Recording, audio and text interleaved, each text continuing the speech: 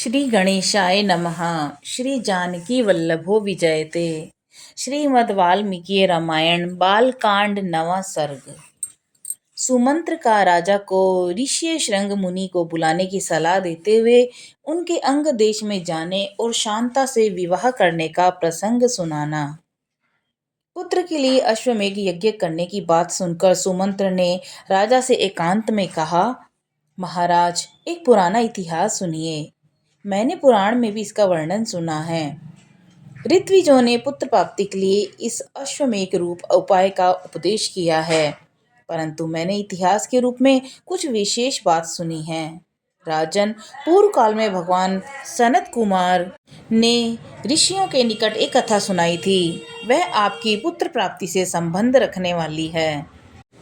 उन्होंने कहा था, मुनिवरों, महर्षि कश्यप के विभांडक नाम से प्रसिद्ध एक पुत्र है।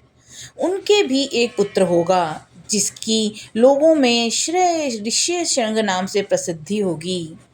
वे ऋषि शृंग मुनि सदा वन में ही रहेंगे और वन में ही सदा लालन पालन पाकर वे बड़े होंगे।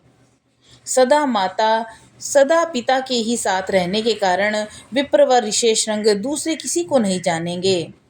राजन, लोक में ब्रह्मचार्य के दो रूप विख्यात हैं और ब्राह्मणों ने सदा उन दोनों स्वरूपों का वर्णन किया है।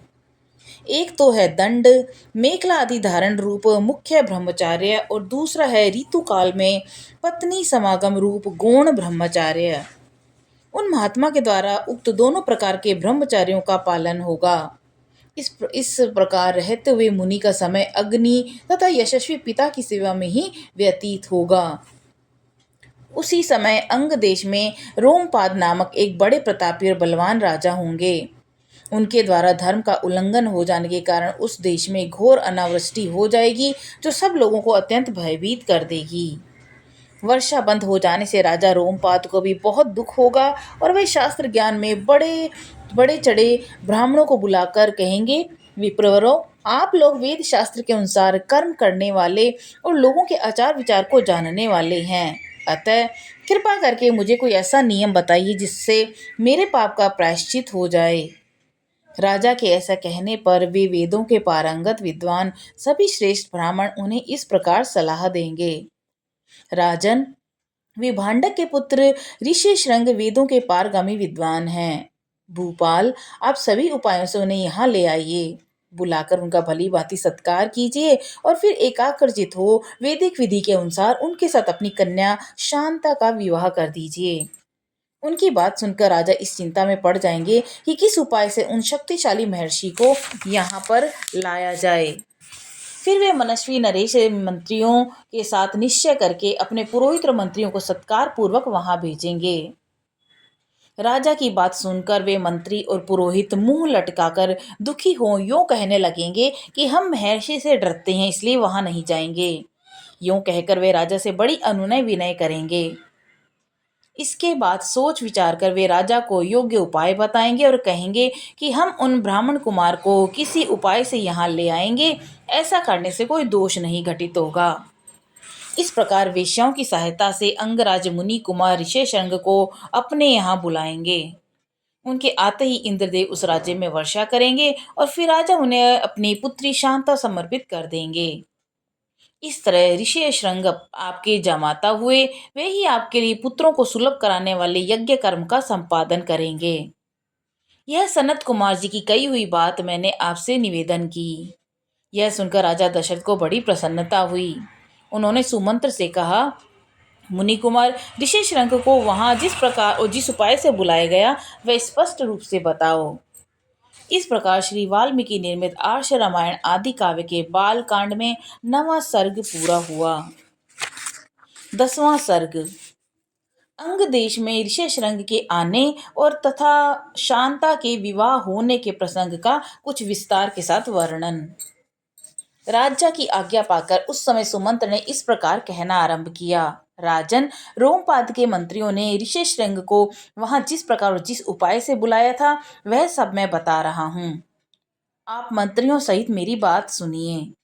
उस समय आत्माओं सहित पुरोहित ने राजा रोमपाद से कहा, महाराज, हम लोगों ने एक उपाय सोचा है।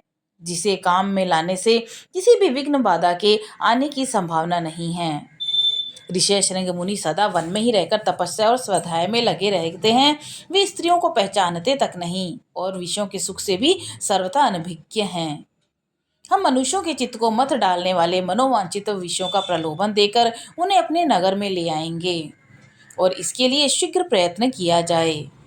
यदि सुंदर आभूषणों से विभूषित मनोहर रूप वाली वेश्याएं वहां जाएं तो वे भली भांति के उपायों से उन्हें लुभाकर इस नगर में ले आएंगी। अतः उन्हें सत्कार पूर्वक भेजना चाहिए।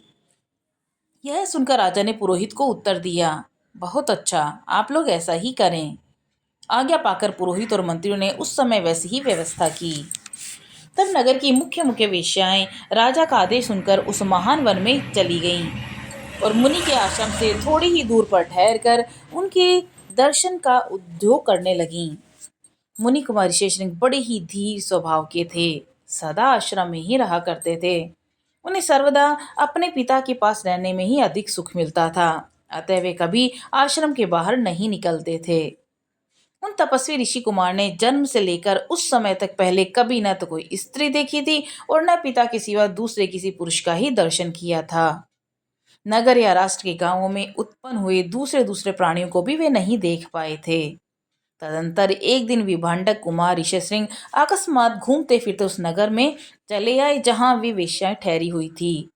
वहां उन्होंने उन सुंदरी वनिताओं को देखा। उन प्रमदाओं को वेश बड़ा ही सुंदर और अद्भुत था। वे मीठे स्वर में गा रही थी। ऋषि कुमार को आया देख सभी उनके पास चली आई और इस प्रकार पूछने लगी, ब्राह्मण, आप कौन हैं, क्या करते हैं तथा इस निर्जन वन में आश्रम से इतनी दूर अकेले क्यों रहते हैं? यह हमें बताइए, हम लोग इस बात को जानना चाहती हैं। ऋषिशृंग ने वन में कभी स्त्रियों का रूप नहीं देखा था। वे स्त्रियां तो अत्यंत कमनीय रूप से सुशोभित थी, अतः उन्हें देखकर उनके मन में स्नेह उत्पन्न हो गया। इसलिए उन्होंने उनसे अपने पिता का परिचय देने का विचार किया। वे बोले, मेरे पिता का नाम विभांडक मुनि है, मैं उनका औरस पुत्र हूँ। मेरा ऋषिशृंग नाम और तपस्या आदि कर्म इस भूमंडल में प्रसिद्ध है। यहाँ पास ही में मेरा आश्रम है। आप लोग देखने में परम सुंदर हैं, तो आप मेरे आश्रम पर चलें। वहां मैं आप सब लोगों की विधि पूर्वक पूजा करूंगा।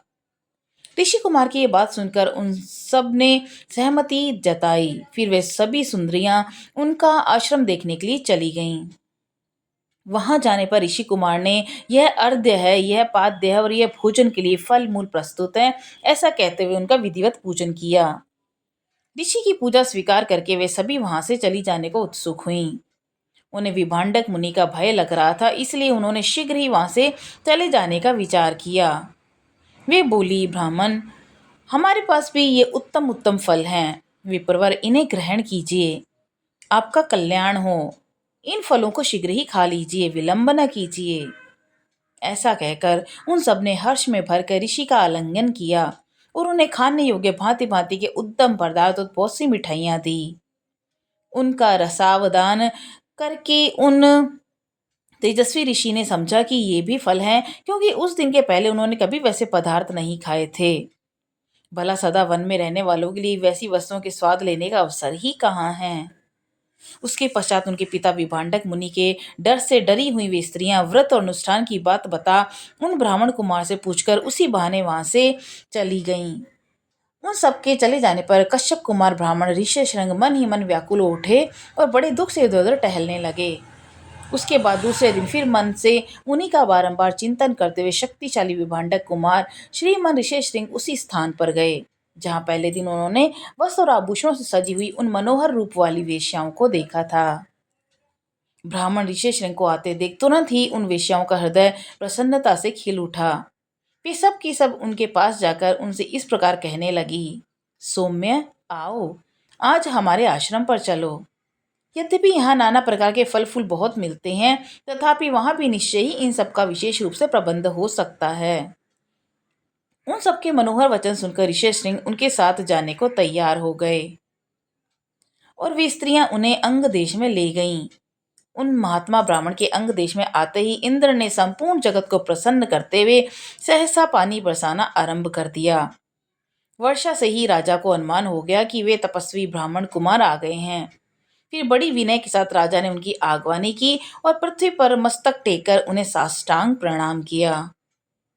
फिर एकाग्रचित होकर उन्होंने ऋषि को अर्घ्य देखने निवेदन किया और उन विप्र शिरोमणि से वरदान मांगा कि भगवान, आप और आपके पिताजी का कृपा प्रसाद मुझे प्राप्त हो। और ऐसा उन्होंने इसलिए किया कि कपट पूर्वक यहाँ तक लाए जाने का रहस्य जान लेने पर विप्र ऋष्यशृंग अथवा भांडक मुनि के मन में मेरे प्रति क्रोध न हो।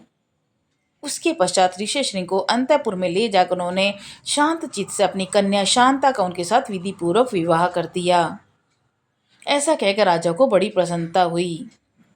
इस प्रकार महातेजस्वी ऋष्यशृंग राजा से पूजित हो संपूर्ण मनोवांछित भोग प्राप्त कर अपनी धर्म पत्नी शांता के साथ वहां पर रहने लगे। इस प्रकार श्री वाल्मीकि निर्मित आर्ष रामायण आदि काव्य के बाल कांड में 10वां सर्ग पूरा हुआ। बोलो सियावर रामचंद्र की जय, पवन सुत हनुमान जी की जय।